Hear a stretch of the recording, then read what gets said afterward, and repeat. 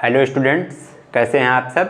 तो UP PCS 2025 का आपका पेपर हो चुका है और हम इसके आंसर की को डिस्कस करने चल रहे हैं। जो इसके क्वेश्चंस हैं उसको डिस्कस करने चल रहे हैं। लाइव आंसर की आप समझ सकते हैं।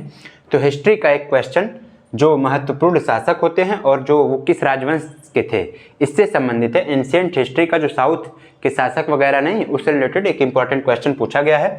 सूची 1 को सूची 2 से सिमिलित करना है। सूची 1 में कौन से हैं? शासक हैं। कौन से हैं? शासक, यानी कि महेंद्र वर्मन प्रथम हैं, कंडुगोन जी हैं, अमोघवर्ष प्रथम हैं, राजराज प्रथम। और सूची 2 में क्या है? राजवंश है, यानी कि ये किस राजवंश के थे। तो ये आपको क्या करना है? मैच कराना है। ठीक है, तो चलिए सबसे पहला जो आपका है महेंद्र वर्मन प्रथम, ये किसके शासक थे स्टूडेंट्स? तो महेंद्र वर्मन प्रथम क्या थे? ये पल्लव वंश के शासक थे। किसके थे? पल्लव वंश के शासक थे। फिर इसके बाद स्टूडेंट्स क्या होता है कि कंडुगोन किसके शासक थे? तो ये लगभग मान के चलिए आप, ये पांड्य के थे।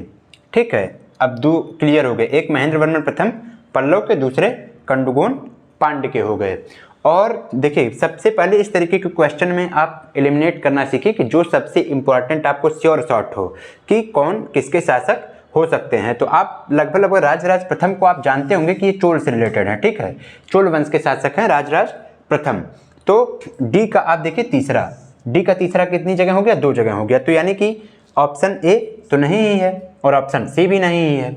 फिर अमोघवर्ष प्रथम बचते हैं। कौन से? अमोघवर्ष प्रथम।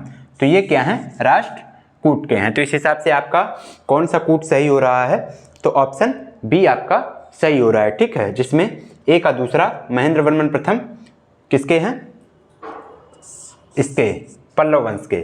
ठीक है, फिर उसके बाद बी का चौथा, तो बी के हैं पांड्य वंश के।